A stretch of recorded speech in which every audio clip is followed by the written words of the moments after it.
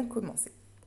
Donc il vous faut de la farine. Tous les ingrédients sont notés directement dans la description de la vidéo. Juste en bas, vous cliquez sur la petite flèche du bas. Il faudra un œuf, du lait, du beurre, de la farine, du sucre, de la levure boulanger. On va y mettre donc tout d'abord du lait, de la levure fraîche, du sucre vanillé directement fait maison grâce au Thermomix. Et on va y ajouter le sucre en poudre. On referme le couvercle avec le gobelet doseur et on va activer la levure. Donc on va programmer le tout 2 minutes, toujours à 37 degrés pour activer la levure et vitesse 2.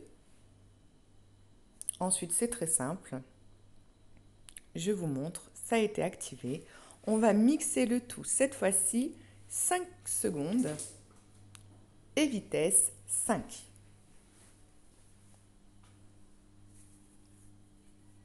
Nos 5 secondes sont passées. On va tout simplement y ajouter la farine. Donc il y a à peu près 650 à 670 grammes de farine.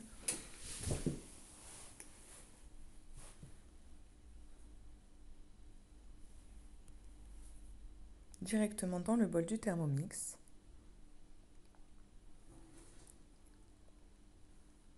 On y ajoute l'œuf. Alors ici c'est un gros œuf. Si vous avez des petits œufs, n'hésitez pas à en mettre 2. Et du beurre doux de préférence. Donc on referme le couvercle sans le gobelet doseur et on se met sur le mode pétrin. On va venir pétrir le tout 5 minutes. Nos 5 minutes sont passées, je vous montre la pâte que l'on obtient. Rien de plus simple, vous retournez votre bol, soit vous jouez avec les couteaux, soit vous retirez directement le socle. C'est beaucoup plus rapide.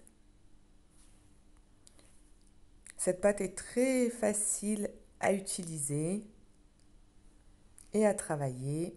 Voilà, elle ne colle pas déjà, ça change de la brioche. Donc rapidement, voilà, vous faites une boule que l'on dépose dans un saladier et on va laisser pousser 1 heure. Au bout d'1 heure, voici ce que l'on obtient. La pâte a doublé. On la découpe tout simplement en plusieurs petits pâtons. Là, pour ma part, j'en ai fait pas mal.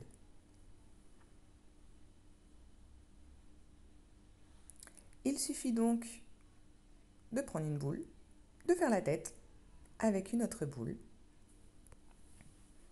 et le corps avec des incisions directement avec votre couteau.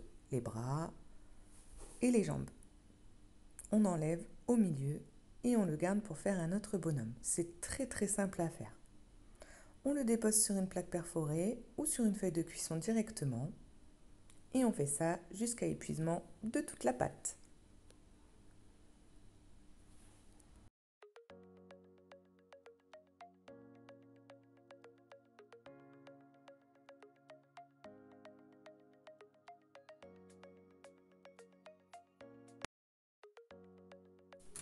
Voici ce que l'on obtient avec tous les pâtons. On badigeonne d'œufs directement avec du lait. Nos bonhommes sont formés, alors après, libre à vous de vous amuser avec vos manelles. Vous pouvez très bien mettre du sucre perlé, des boules de chocolat, des chocolats en bâton ou même des raisins secs. Et voici!